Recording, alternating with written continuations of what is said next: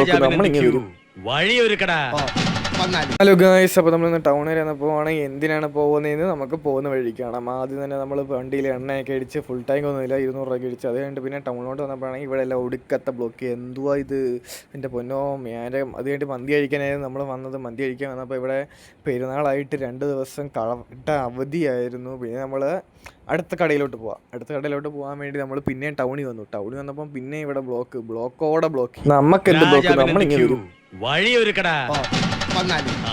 പിന്നെ ഒരു കാര്യം പറഞ്ഞു കഴിഞ്ഞാൽ പോലീസുകാരുടെ കാര്യമൊക്കെ വളരെ കഷ്ടമാണ്. ഈ വേഗത്ത് റോഡിന് നടക്കുന്ന ഇങ്ങനെ പണിയെടുക്കണമല്ലോ.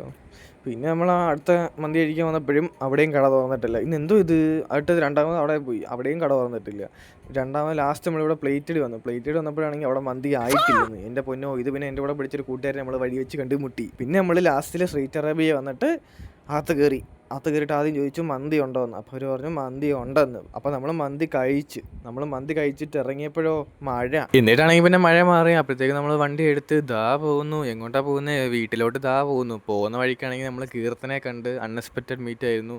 പിന്നെ കീർത്തനോട് കുറച്ച് നേരം ഇങ്ങനെ സംസാരിച്ച് പിന്നെ നമ്മൾ അവിടുന്ന് വണ്ടി എടുത്ത് പിന്നെയും വീട്ടിലോട്ട് പോവാണ്. അപ്പോഴേക്കും പിന്നെ മഴയൊക്കെ മാറി. അപ്പോൾ നമ്മൾ പിന്നെ ചെറുകെ ഇങ്ങനെ വീട്ടിലോട്ട് പോവാണ്. അപ്പം ഇന്ന് ഇത്രേ ഉള്ളൂ. ടാറ്റാ, പിന്നെ കാണാമേ.